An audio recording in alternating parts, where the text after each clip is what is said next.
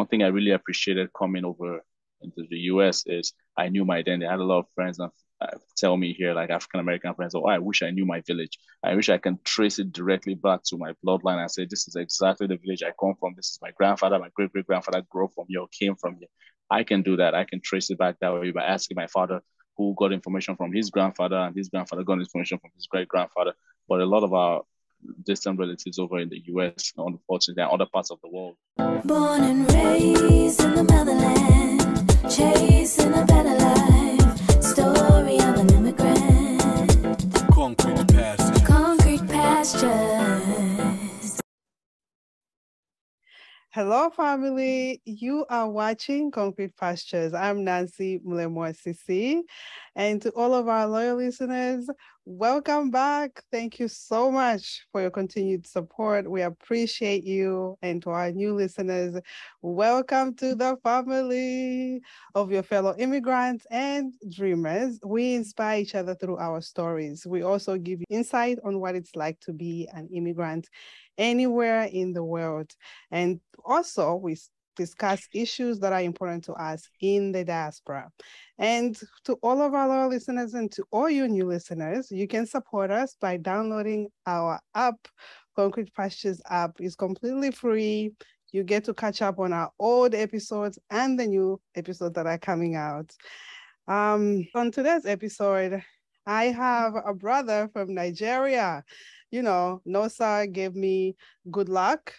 He's my third, today's guest is my third guest from Nigeria. So I'm climbing up the ladder. You know, the girl can dream. And talking about Nosa, he is Nosa's older brother, the Moses. If you listen to Nosa's episode, Nosa mentioned that the Moses was his older brother. So he's here today. And his name is Efe Iyare. Iyare is an entrepreneur who believes in the concept of Pan-Africanism and the need of Africans to rewrite their own narrative through building culture, awareness, education, and evoking appreciation for African culture. Efe felt the desire to kickstart People of Culture as a movement that helped better educate others, cultures, and races about Africa, drawing their attention to the continent's rich culture, heritage, food, stuff that I like, fashion, music, of course, we gotta dance, and business opportunities. He holds a BSc in journalism and an MSc integrated marketing communication. He oversees daily operations planning and organizing events, digital marketing, and public relations. He also plays a vital role in collaborating and building meaningful alliances. Welcome, Efe. How are you? So many accomplishments over here. Congratulations to everything. Thank you so much, Nancy. Appreciate it. Thank you for having me on your beautiful and wonderful podcast. I appreciate the mission and I appreciate what you do. Thank you so much. How are you? And you're joining us from Chicago, right? My first Yes. Chicago guest. Yes, I'm joining from Chicago, but actually I'm from Chicago, but I'm currently in Atlanta. So apologies in advance if you hear a little bit of noise. I'm actually at a conference. It's the National Black MBA Conference. But I had to take out time because we already planned this. I had to take out time to, obviously meet with you, sit with you and discuss. So I appreciate you working with my time in, I wish I was back at home in Chicago where I'll have my whole setup, where I have my computer room and everything. It would have been fantastic. But, hopefully we can still have a meeting discussion nonetheless. No, I appreciate you for taking the time out, even on your busy schedule, to join and pour into the community.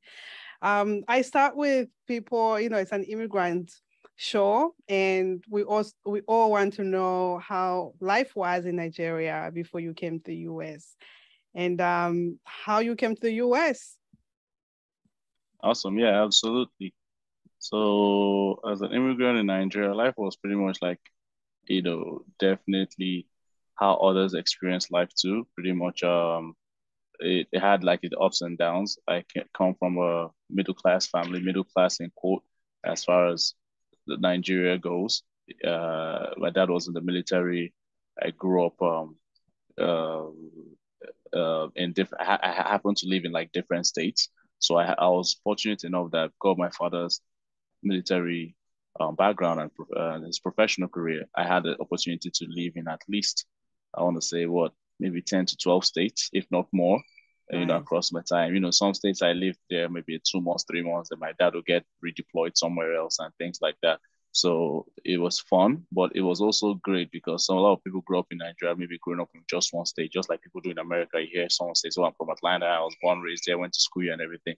And I feel like there's nothing wrong with that, but sometimes you may tend to look at life from a very narrow point of view, and you only be used to that culture and like maybe traditions of that area.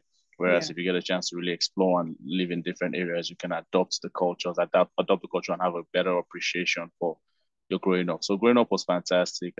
Besides my immediate younger brother, I have like three sisters. That we have an adopted sister and I have a step brother. So we're a large family overall, but it's been great. It's been fantastic. Wouldn't take anything back. Overall, from a young age, I had the inclination to always be, hustling, working hard. Nigerian parents instilling in you. My mom wanted me to be a lawyer. Like, oh, you have to be a lawyer. No, sir, you have to be an accountant.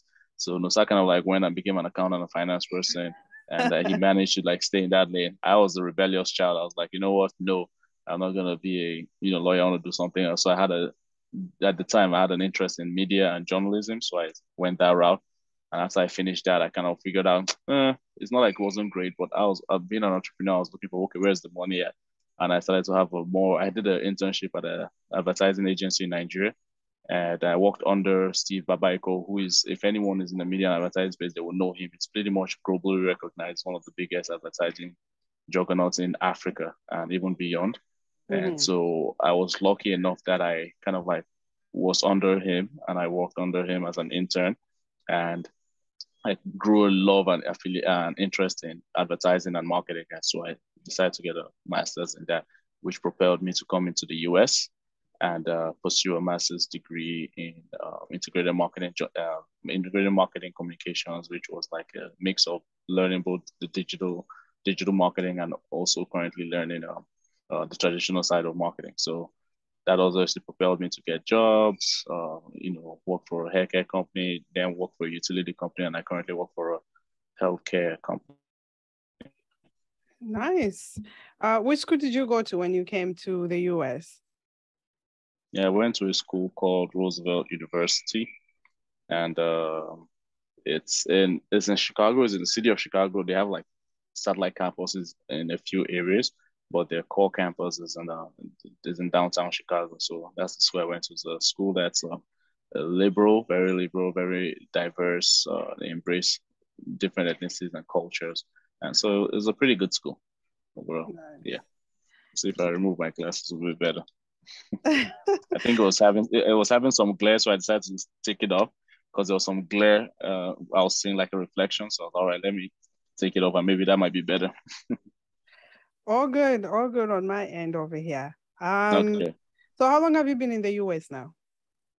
Roughly under 10 years. I would say about 8 years or so. And in the US for about 8 years. Got it. Um, so how was your experience with adjusting to the US when you came here? I know it's different from Nigeria, even though you guys moved from state to state in Nigeria. Yeah, so luckily I was fortunate enough that my mother, I don't know if she did it intentionally or if it was unconscious, but in life, God creates a path for us to follow. So my mom had myself and my brother, my siblings, we kind of grew up exposed to Western media at an early age. So we watch like things like Cartoon Network, we watch like, foreign cartoons, foreign movies and things like that.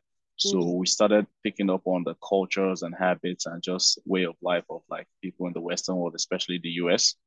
And as a result of that, we knew about McDonald's, knew about coming to America, those kind of movies you hear about, McDonald's, which was like the spin-off version of McDonald's, things like that. We're able to understand the culture a little bit and everything. So when I came here, I was very thankful for that because I was able to assimilate much faster than maybe a typical immigrant would, just because I already understood some concepts. Now it was still tough for me. A lot of things I still didn't get. I didn't understand quarters, cents, pennies, the money system, I didn't understand how to order coffee because of all the variety of coffee you can order, So a lot of things took like time for me to understand and adjust to, but it was still a much faster assimilation process for me compared to um, any other immigrant who maybe might not have necessarily had that kind of childhood background exposure to come and start learning things over again. So I'm thankful for that. So it was a little interesting. It was a little interesting, but it was fun overall. I got to learn a lot.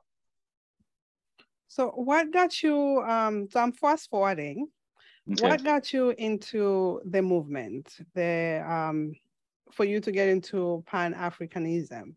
What got Yeah, you into that? awesome. That's a fantastic question. So it pretty much started with when I came here and I realized that, back in Nigeria and even in other African countries, America is a great PR tool. Everybody knows America knows how to promote itself. When you're in Nigeria and Africa, when you watch a movie, you see the beautiful city of San Francisco, you see the beautiful city of Los Angeles, you see Yeah. Chicago, you hear about all the cities and interesting. They shoot movies there, they shoot iconic movies that we know today. And we're like, wow, look at this beautiful building. So look at these nice cars, look at these beautiful people walking their dogs. And it's easy to see America from just one mirror and see how life is just like one sided in a way, whereas they don't show you like they also have like in America has like beat down cities, they have hillbillies, they have countrysides, they have all those Yeah. things. They don't put that in their media as much, so you don't get to see that side of America. So we're all sold on the dream. So when I came here and I started to see all those other things, I was like, oh, okay, this is interesting. I didn't know America had these other parts like that. I saw some parts that were even more beat down than where I come from, like my country, like, they had like worse slums, for example, than my country. I was like, oh, this is really interesting. I didn't even know that. And what really got me interested was I didn't know that in as much as America does a good job of selling itself, other countries like Nigeria and others don't necessarily do a good job of selling themselves to America and the rest of the world. And so when I came here, people were even asking me, oh, do you speak English? Like it was a legit question, like, oh, and when I spoke to them and communicated like I'm communicating to you right now, they were amazed that my English was this good. And I'm like, do you realize that we're colonized by the British and we grew up, our official language in Nigeria is English. Now, granted, we might speak it with an accent, but at least the average man who is educated in Nigeria or woman who is educated in Nigeria can communicate to you in English and can read and write. And they went to school, they have degrees. So it was baffling to me that they're so naive. And it wasn't from a place of them being condescending. It was the place of them being ignorant. So it was that. So as I was saying, we last answering the last question. So we don't usually do a good job of selling ourselves to America and the rest of the world. So they were asking legit questions, and they weren't being condescending. They were like, "Oh, do you speak English well? Oh, where do you live? Oh, do you have animals in your backyard?" Like all these things, you must have heard this before on social media, but it's true. I thought like people in social media were always exaggerating, but I came here and I experienced it for myself firsthand that it's true. They are very naive as to how we live in Nigeria. So I had to start orientating them. I would even like pull up photos from my phone and show them, listen, we have buildings too, we have central banks, we have a financial district, we have everything you have here in America, we have it in Nigeria and other parts of the world. Now, granted, it may not be as developed, just being honest, but we do have a working system. It's not the best, it's getting better, but we're a democratic country who just got independence not too long ago. So we're still growing and developing, but and when it came to school, I was acing all my tests, acing my exams, doing even better than my white colleagues and everything, asking very interesting questions. And my professors were taking note of my name. So, they were even surprised, like, oh, okay, this person seems to really be good. And, to me, it was like, this is normal. If you read books, like, we have really talented people in Nigeria, IT experts, we have, engineers, doctors, fantastic talented people who may not necessarily have the same resources and opportunities like you have in the US. So I took it upon myself, like, all right, instead of convincing my friends, because I was able to convince like my cohorts, people in my class, like it's not so, and have them have a better appreciation for Nigeria. But it just seemed like I was always advocating and fighting all the time and trying to convince, no, Nigeria is good. Oh no, Africa is great.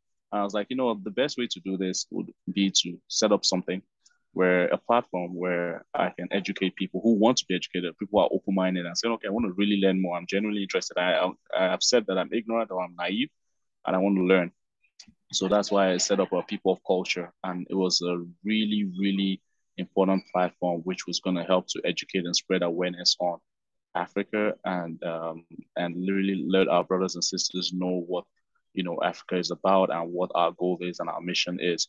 Um, Most importantly, I also set up that platform to really connect with our African American brothers and sisters. We call them our distant relatives. So I feel like a lot of them are very, especially with Ghana doing things like the return every year in December and things like that. A lot of them have done the ancestry test and they're like, okay, now what? I found out that I'm 60% Ghanaian, 25, 80% Ivory Coast from Ivory Coast. I have 80% of Ivory Coast in my bloodline. I have this, I have that. They don't know where to go. They don't have friends, their family. They want to go, but they don't know where to start. And most of them are just looking for education. At least let me start by going to my local restaurant in my city, eating jollof rice or something. I can start there, trying to go to some local events, listen to Afrobeats, and maybe I'll start there. And I've met some of them in like clubs and social events where like, yeah, I just came here, I just found out from XYZ, and I really want to. They don't know how to start, they don't know how to navigate, and some of them don't have friends in this community, sadly enough. So I was like, okay, if I set up people of culture and you come to my event, you will get to learn like, okay, now you found out you're from Ghana, cool. Come to my event, connect with other Ghanaian brothers and sisters at my event, and learn from the culture.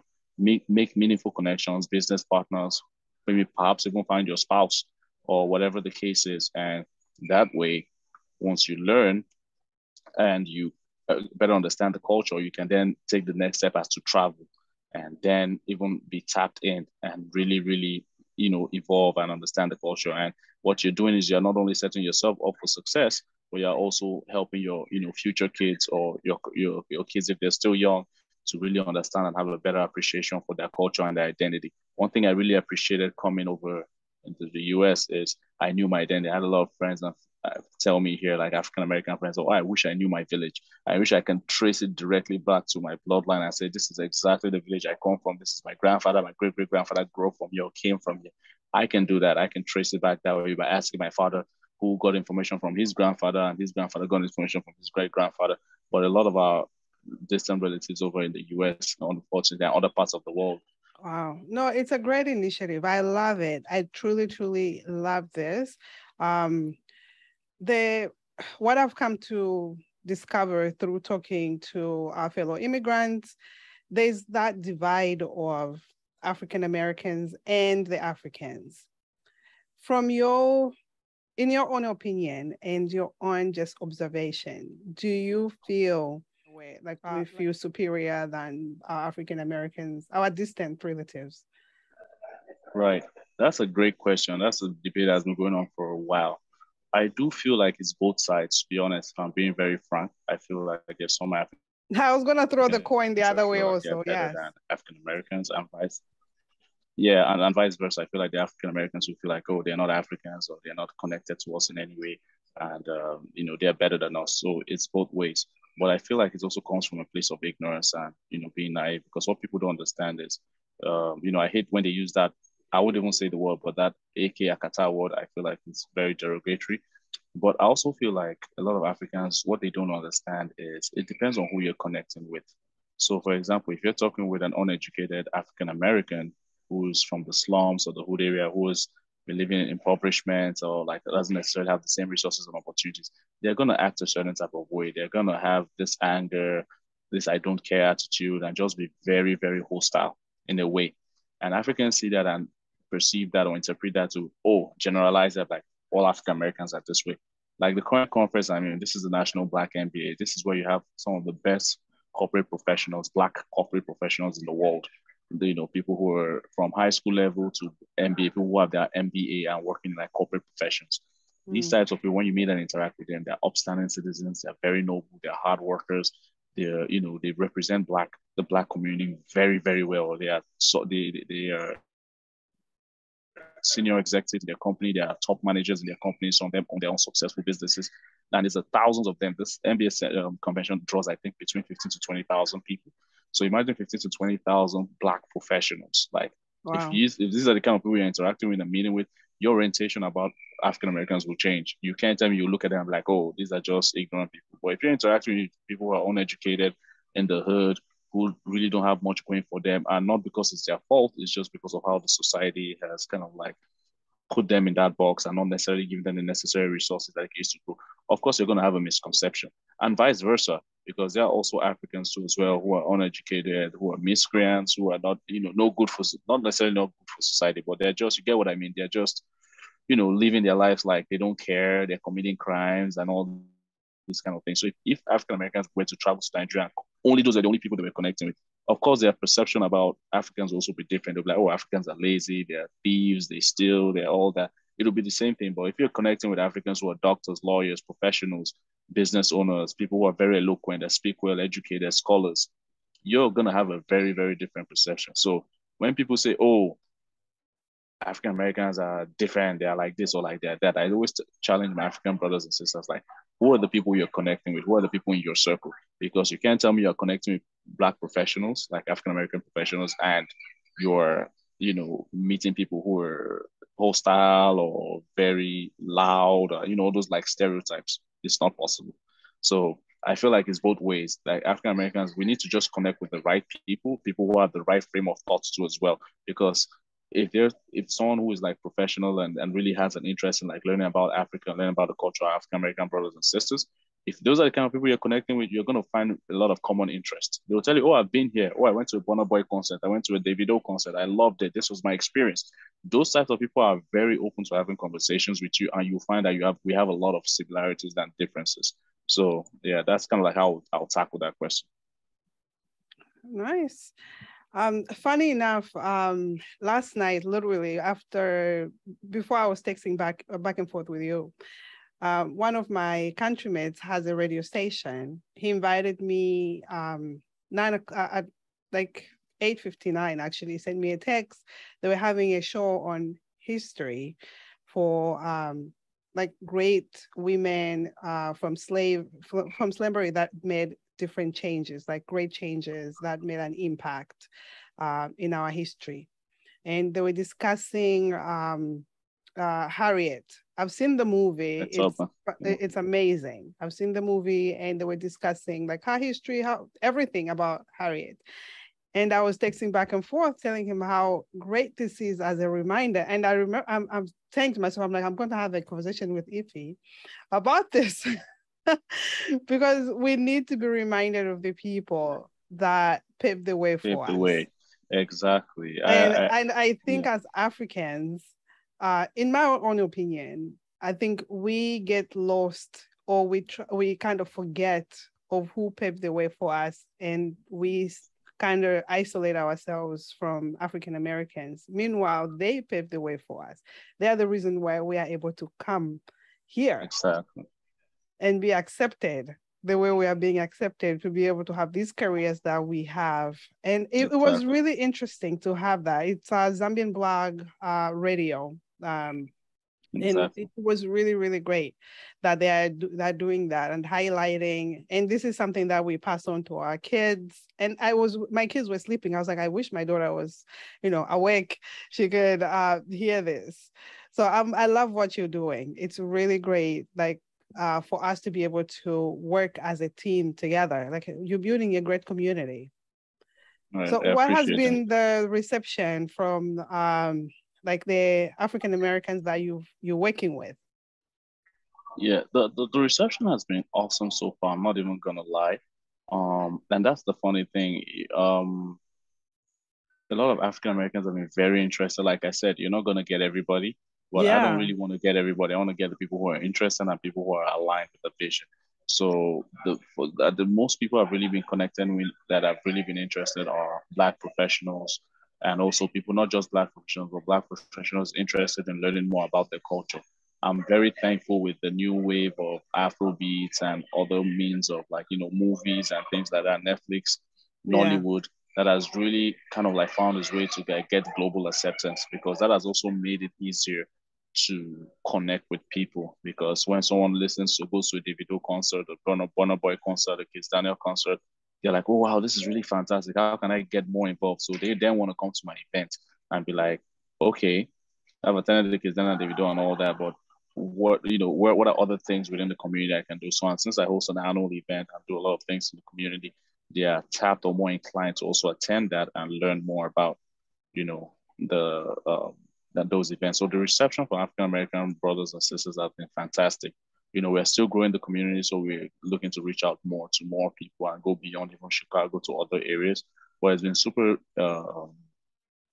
receptive. I've even gotten, funny enough, surprisingly, I've even also gotten other races like some Caucasians, Italians, Mexicans also being interested and saying, "Hey, we want to get involved, want to attend your events, want to see how we can Nice. join your board, and like how can we just support?" And so that's also very encouraging. So definitely that's the overall goal, to gather folks together, and how can we, because whether we like it or not, the Jews will come here. Like when Asians, I tell people, when Asian immigrants come here, they don't say, "Oh, I'm Chinese," or "I'm from Thailand," or "Oh, I'm from, Singapore," or whatever it is.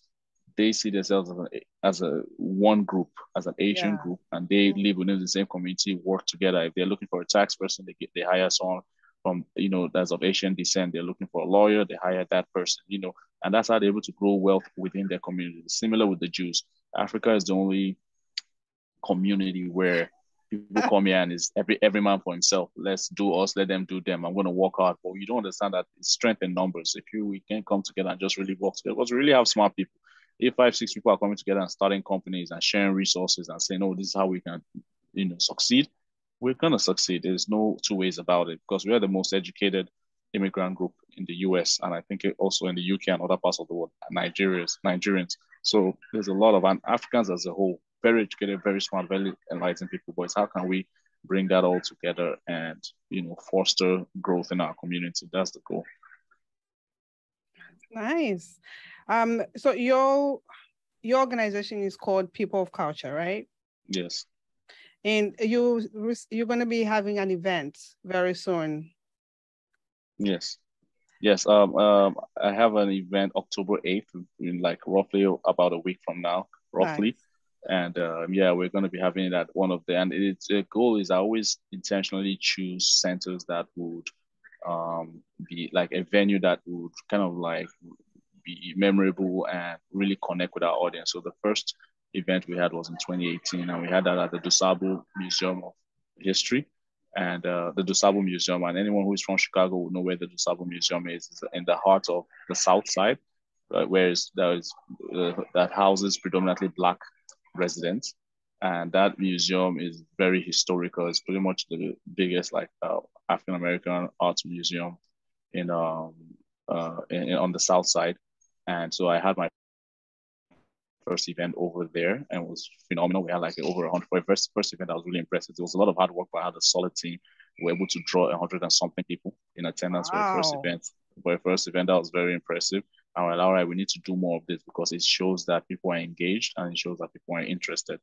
Our second event, because of COVID, we unfortunately had a virtual one, but it was a gift and a curse in a way. A gift in the sense that we were able to connect with people beyond and outside Chicago. So we had people connected from Denver, even people as far as away as Nigeria, where, because of the time difference, they were up like 2 a.m. Oh my God. That's streaming the loyalty event. right there. I love it. Exactly, streaming the event. So we had a virtual event, people from Houston, Philadelphia, those different places streaming the event.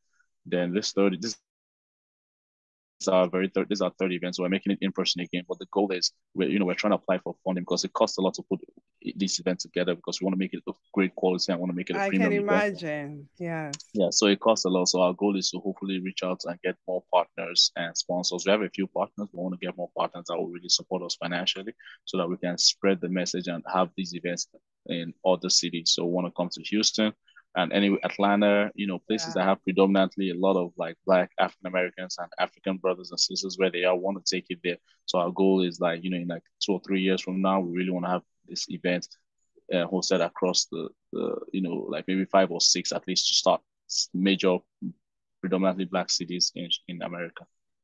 So if walk us through like the event, like Okay. if I come to the event, what am I expecting? Absolutely. So the event is going to be phenomenal. Like I said, you're going to see African culture celebrated in its finest form. We a lot of guests are going to come dressed in their African regalia.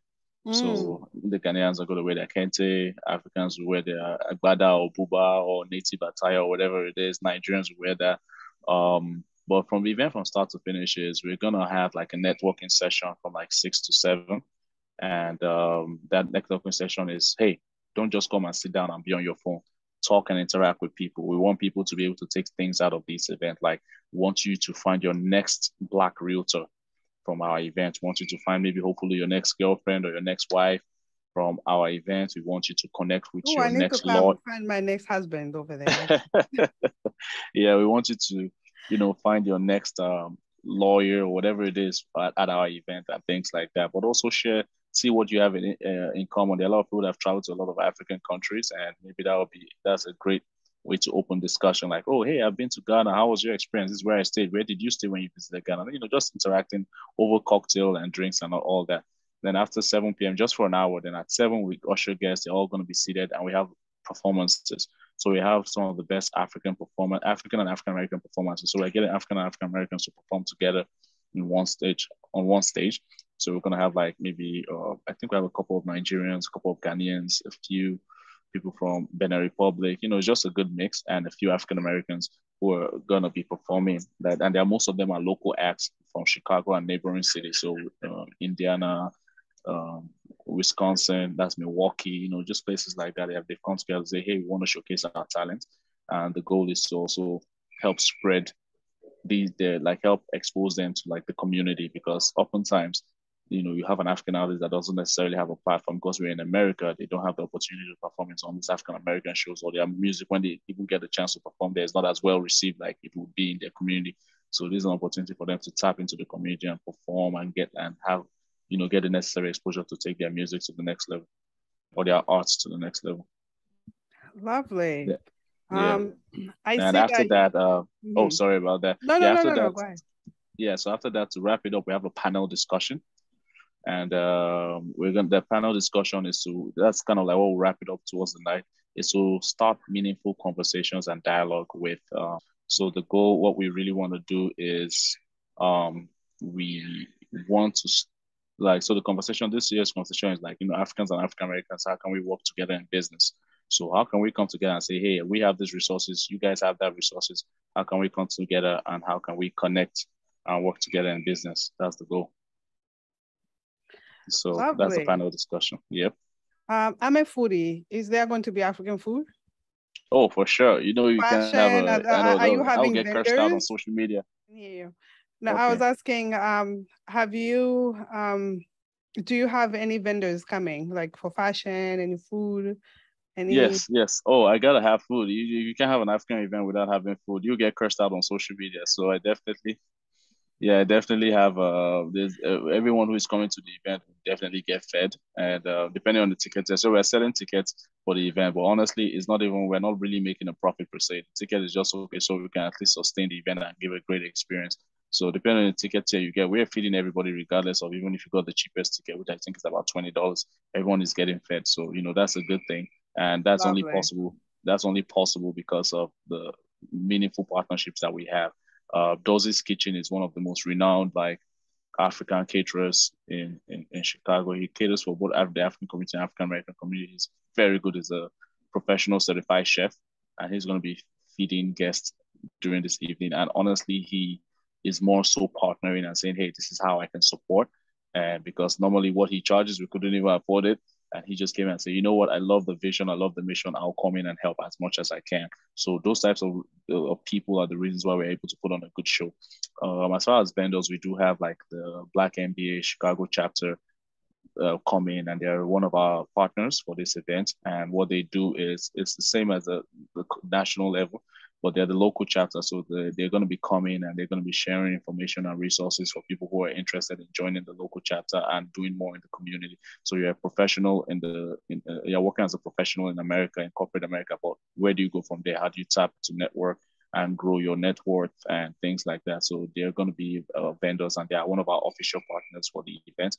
We're also partnering with the Nigerian American Professional Association, which is another top association in Chicago. Is a community of like Nigerian Americans who are professionals and looking to connect together and share information. So I'm really close to the president of that organization. Her name is Chioma, and they're also partnering with us in this year. So we are really thankful for these types of partnership, because they not only help us draw crowd in, but they also come with very meaningful impact to help us grow. Then on the sponsor side, we have As I Am, which is a hair care company. We have all the companies that might forget that's on there. We have As I Am, we have Red Craft, Orgasen, in Enhanced Technology. We have a few sponsors that are like contributing one way or the other, either financially with cash or other means to really, really make the event great. So we're really thankful for those partnerships and sponsors that we have for this event this year. Beautiful. I love when the community comes together to make a difference in people's lives, and you are doing that really well with your organization. Really, really well. And our heritage is rich. You know, we have so much to share. We have so much culture that we have to share with others. And having that, even soon, it's going to be like once a year. It's not going to be enough. You're going to have to do that. More often. Yeah, that's what we're looking to do. But one step at a time. We really want to make sure at least we get it down and master it. And once we do that, and we know we can only get better. This third event is like our biggest event yet, as far as the things we're putting together. So it only get better from here, hopefully. Can people still get tickets? Absolutely. So if they just visit pocevents.com. So the name of the organization is called People of Culture. So just search the acronym pocevents.com, and you can learn about our organization, what we do, and you can purchase tickets to our event. If you're in Chicago or neighboring city, Milwaukee, Indiana, most likely we encourage you to come. I promise they're gonna have a great time. No one has come to an event and be like, oh, it's boring. That's why our numbers keep growing and our organization is growing. It's an African event. Okay, there's gonna be dancing. There's gonna be everything. There's gonna be dancing. There's gonna be fashion. There's gonna be panel discussions. There's gonna be performances from some of the best, like violinists, saxophonists, rappers, spoken words, all that. So is honestly, for the value of the ticket we're selling, we are even honestly we're underserving ourselves, but we're doing that because we really want people to just come and have a good time. And hopefully in the future, we can definitely get meaningful partnerships and sponsors that can work with us. I'll drop this here too as well. For anyone who wants to reach out, they can call, they can connect with me. I can drop my details or share my details with you. Please feel free to share that to your audience. I'll have everything in the show notes. Your website, how they can get tickets, and also how to reach you, even on social media. Fantastic. Yep, that would be great because we're still open and we're really looking to work with really people with like minds like us and like who are aligned with our vision. We really want to work with a lot of Black professionals, both Africans and African Americans. We're not limiting it to just Africans. We want to work with both people, Africans and African Americans, because I feel there are a lot of things African Americans can bring to the table, a lot of things that Africans can bring to the table, and we really need to see ourselves as one entity. Like we're Black. That's it. There is no. I don't like the word division. Oh, I'm this one, that. No, we come from the same ancestral line. And we need to start seeing that and working together. Yeah, no, you're definitely right when it comes to that, because when police pull us over, it doesn't matter whether you're African American or you African born. We are all Black, so we all have to say the same thing. We have to explain the same way. We all get racial profile the same way. If we needed to get into that. But yeah, it's we need to see each other as one. I completely agree. And the sense of community is really important. I didn't know the power of community until I truly started to do podcasting. I was like, oh my God, there's value in numbers. Because when you are in your career, it's all about me, me, me. Let me get to the next step. Let me get to the next step. But with getting to podcasting, I had to learn certain things, asking for help, reaching out, and having a community was much easier. I wouldn't have it if I was not in a community. Right, exactly.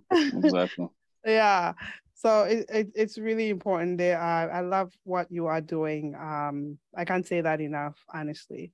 So when you're doing, are you working as a journalist or no? Oh no, I'm in a completely different line of work right now. I'm a data analyst for a healthcare company, so I'm now in the more so IT space. I'm changing gears. Yeah, I'm switching. I'm always switching, but that's all about growth and evolving. So I'm currently in the IT space. So I work as a data analyst for a healthcare company. So that's kind of what I do at the moment. Who knows? Maybe in another like 4 years or 5 years, I might switch to something else. But I'm enjoying it so far for now. Nice, nice. I mean, it's very different from what you went to school for. And I'm looking here, I'm like, oh my God, okay. He went into communication and marketing and everything else, but everything else comes full circle as you go Right. into life. You're Right. doing marketing, you are what you're doing, talking now is more like journalism and talking to people around. So True. it's everything is connected. Um, so when are you, well, this is on the 8th, and then Yes. how can Right. people keep in touch? Like the event is one time, and then how do people keep in touch with you to continue to learn and be informed about the culture and, Awesome. Yeah, great question. So we have social media channels. So we have if they go on Instagram, you can search culture underscore power TV, and that's the media arm of our organization. And we post, events, we post things that we do in the community, we post, funny videos, we post a whole lot on there. So they can get connected with us there. You can send us a direct message on there, or our info should be on our bio on there on Instagram. So you can shoot us an email or something, and someone, a member of my team, can reach out and we can have further discussions there. They can also visit our website, pocevent.com, and that way they can learn about the organization. And I think there's an email form there that they can use to contact us. And once they send that email to us to contact us, then we can be in touch. Someone from our team, either myself or someone else on my team, would connect with them directly, and we can, form a, listen to what they have to say, and like, have them, just join the community overall. So we keep growing. We're growing every day. We have a solid email list of people. We also do email blasts, so we share information in Chicago. If you're in Chicago, things that we're doing, or if we're partnering with someone in a different state or different city, so we post a lot of information and share information on via our emails. So people can also send us join our email list and stay in touch with us on the information and knowledge on, just news that we'll be sharing about things that we're doing within the community. Got it. So I'm someone who wants to know where I'm from. So I do the test and I find out 50%, Ghanaian and 50%, 20% Nigerian, whatever it is. Can those type of individuals reach out to you and they say, I want to go to Ghana, I want to go visit where I came from? Can they reach out to you and you can help them with those process, or no? Yeah, unfortunately, we're not a travel agency, so it's really going to be hard to like connect on that basis. But we can share resources and information on how they can definitely, connect them with the right people. Thankfully, in our community and our network, we have a lot of professionals who may be better aligned or better suited to like really help them out with that. So we can connect them with the right people, either agency or individuals who can maybe further assist them, in their pursuit of that information or knowledge. So yeah, we definitely have a large network body that someone in our network will be able to assist with that. Because Yeah, you're but going to have not those us directly. individuals. You're going to have those Yes, individuals that, they do the test and they're like, oh yeah, I'm from this. Can you point me in the right direction? Or yes, you yes, guys help with this? yeah, So for sure. that's good to know. That's good to know that you have, partnerships that can help in that area. Anything else that I didn't ask you that you would like to share? I just really want to say thank you so much for the opportunity. I appreciate coming. I appreciate your podcast. I appreciate what you do. I appreciate whoever, is African or even African American that has like a platform where they share positive messages and great things like you're doing. I really always appreciate it, no matter how small or big, just because Oh, of the thank fact that you. I know it takes, like they always say, it takes a, well, how does African saying go? A village. I It can't takes a remember how it village. goes. Yeah, it takes a Yeah, village. takes a village. So I know it really, like, with what you're doing, what Nusa is doing, what other people are doing, we may not see it directly, but it is creating impact and people are learning about it. So it can only get better from here as Afrobeats continue to grow, as Nollywood continues to grow, as other African movies from other parts of Africa continue to grow. People are learning more and really appreciating the culture, and that can only be better for us as a community and be better for people understanding, Africa and our community even better. So I just want to say thank you for anyone who is looking to that's in the neighboring neighboring cities like Indiana, Chicago, Milwaukee. Please feel free to, or even Michigan or Ohio, please feel free to go on POCevent.com, get the ticket. It's not expensive. It's $20, the cheapest ticket, $60, the most expensive ticket, and just come enjoy the show. Honestly, it's a really great value. If you don't have a good time, I'll give you a refund. I can assure you, you're gonna have value for you. You get value for your money, and you really appreciate the community and what we are building over in Chicago. Nice. No, thank you so much for the compliments. And I appreciate you making time to join and pour into the community. You're also doing a lot of positive things that are going to be for years and years and years to come. We all going to learn from. And our kids, I can't wait for my daughter to start learning my culture in detail, even though I expose her not just on my country, I expose her to all of Africa. I want her to understand all of Africa. And then, she has her culture here and she's mixed. So she also has Ukrainian culture, which she adores. And, she speaks the language, which is amazing. Awesome. That's nice. That's really good. Yeah, that would be a great opportunity. And that's why we're doing this, so that, your daughter and, even my future kids and things like that will really understand and appreciate it better and really be better connected to their roots. Yeah. Nice.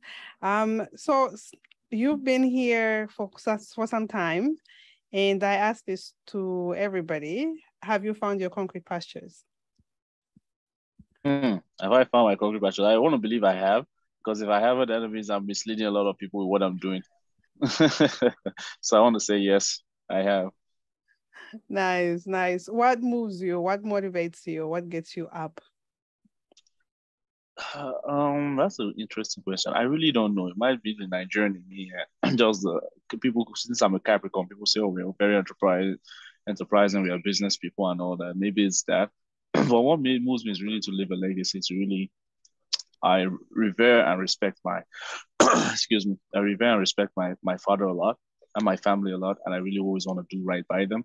So to leave a lasting legacy that I'll be remembered, my name will be remembered and be placed. You have Kwame Nkrumah, you have Jerry Rawlings, you have all these fantastic world African leaders. And, I don't see myself even being the height that they, because they attained a lot of great things in life. Nelson Mandela. If I could just be a tiny stone somewhere next to their name, that would be, honestly, I'll even be fine with that. Just really to leave a lasting legacy and let it be known that, okay, Efe did something to really positively impact the community and make my parents and my family proud. I think that's the thing that moves me every day. I think that's the goal for everybody who's found their calling. That we want to leave just a little bit of inspiration to the world, a little bit of something to the world. And you're doing that very well. So you should be proud.